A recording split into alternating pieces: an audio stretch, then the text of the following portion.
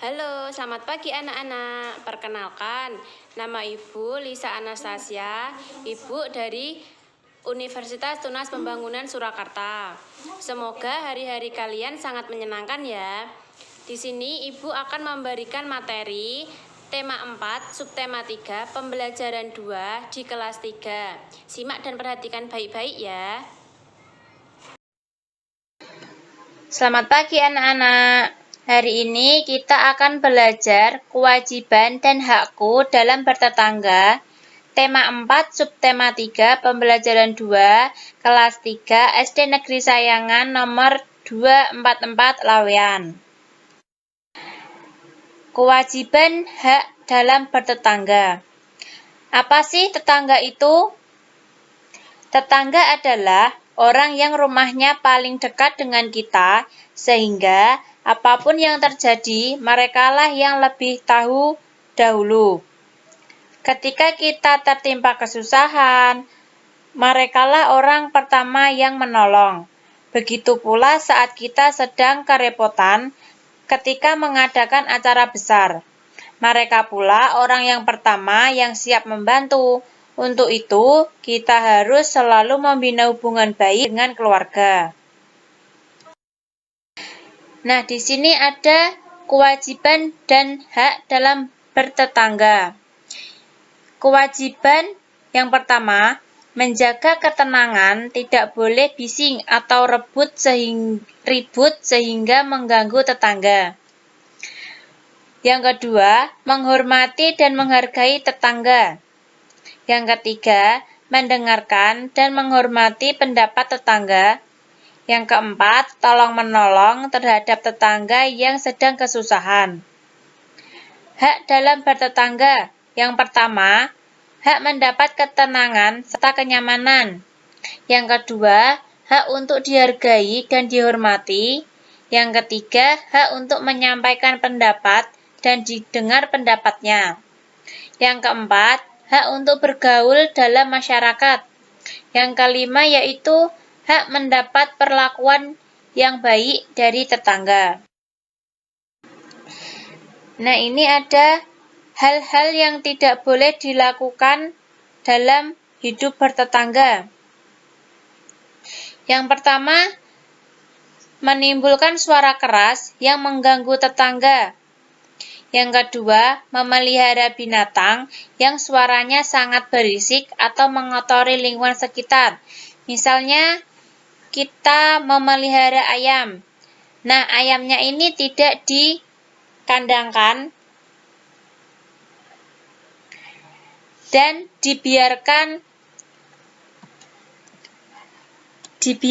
ke halaman lingkungan sekitar, sehingga ketika ayam tersebut buang kotoran itu akan mengotori lingkungan. Yang ketiga, menanam pohon atau tanaman yang daunnya menimbulkan sampah di tempat tangga. Yang keempat, tidak mau menerima pendapat dengan orang sekitar rumah. Yang kelima, marah-marah dengan tetangga. Yang keenam, tidak menjaga kebersihan lingkungan sehingga mengganggu orang sekitar. Berikut cara menjadi tetangga yang baik. Yang pertama, jangan mencampuri urusan pribadi tetangga. Yang kedua, ciptakan suasana kekeluargaan dan persahabatan. Yang ketiga, hindarilah keributan dan kegaduhan. Yang keempat, jagalah kebersihan lingkungan. Yang kelima, bersikaplah ramah dan menyapa tetangga saat berjumpa. Yang keenam, ciptakan rasa toleransi dan tenggang rasa. Yang ketujuh, jagalah keamanan lingkungan dan kebersihan lingkungan. Yang kedelapan, jangan segan untuk meminta bantuan jika mengalami kesulitan. Jadi, menjaga hubungan baik dengan tetangga sangatlah penting. Hubungan baik dengan tetangga akan mempererat kebersamaan dan menciptakan kerukunan. Nah, yang berikutnya adalah kewajiban dan hak dalam bermain. Di sini kita mempunyai kewajiban dan hak saat bermain bersama teman. Kewajiban yang pertama, mengikuti aturan permainan. Yang kedua, antre menunggu giliran bermain. Jadi sebelum kita mendapat giliran, kita tidak boleh mendahului teman. Yang ketiga, menghargai teman bermain. Yang keempat, berhenti bermain pada waktunya. Yang kelima, harus jujur saat bermain atau tidak curang. Yang keenam, bermain dengan semua teman tanpa membedakan atau pilih-pilih teman. Hak kita dalam bermain. Yang pertama, menggunakan alat permainan. Yang kedua, mendapat kesempatan bermain. Yang ketiga, mendapat perlakuan secara adil saat bermain. Yang keempat, mengatur sendiri waktu bermain. Yang kelima, mendapatkan kesenangan dan kegembiraan dari permainan yang dimainkan.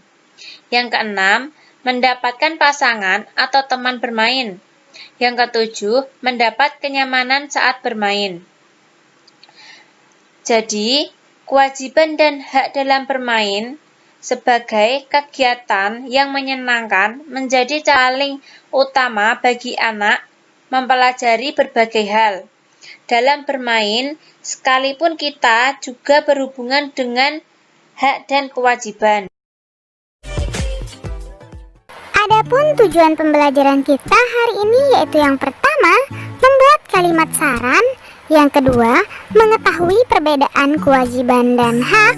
Dan yang ketiga, mengetahui makanan sehat. Sekarang kita akan membaca teks wacana yang berjudul Tetangga.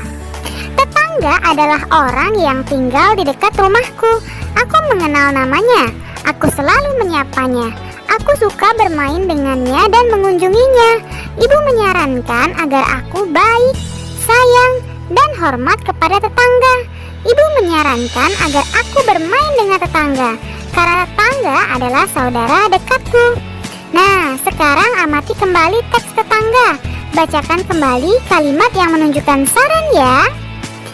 Hari ini juga Lani dan ibunya berkunjung ke rumah tetangga barunya.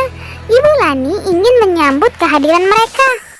Ibu Lani sudah mengunjungi tetangga barunya. Apa yang sebaiknya dilakukan tetangga baru Lani? Nah, silakan berilah beberapa saran. Tuliskan pada tempat yang tersedia ya. Misalnya, bersikap ramah kepada tetangga dan memberikan beberapa potong kue sebagai tanda perkenalan. Tetangga Lani sangat senang dikunjungi Lani dan keluarganya. Mereka merasa wajib menghargai tamunya. Mereka ingin menjamu tamu dengan baik. Di rumah mereka ada beberapa jenis makanan.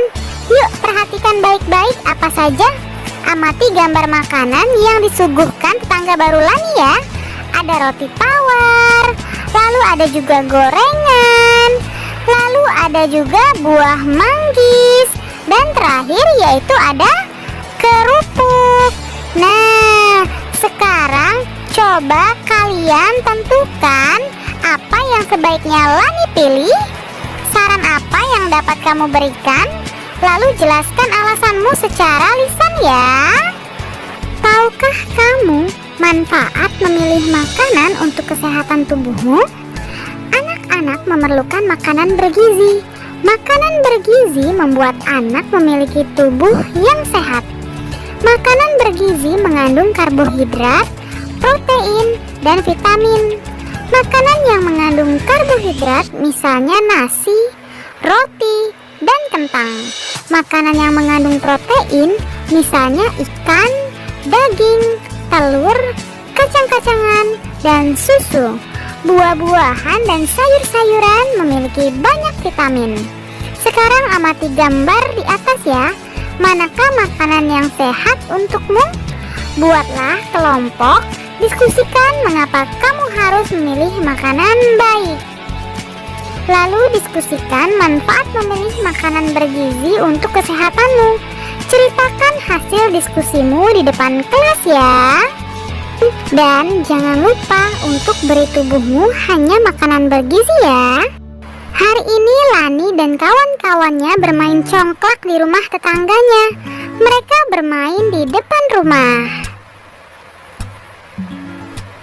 Tahukah kamu kewajiban yang harus kamu lakukan berkaitan dengan bermain? Apa sajakah itu? Simaklah kalimat-kalimat berikut. Tulislah huruf W jika itu kewajiban dan huruf H jika itu hak. Yang pertama, pernyataan 1, mendapat bantuan termasuk H. Lalu yang kedua, mengikuti aturan main termasuk iya, benar sekali, termasuk W. Nah, untuk nomor selanjutnya, silakan kalian tentukan apakah termasuk W atau termasuk H ya. Tulislah di bukumu masing-masing.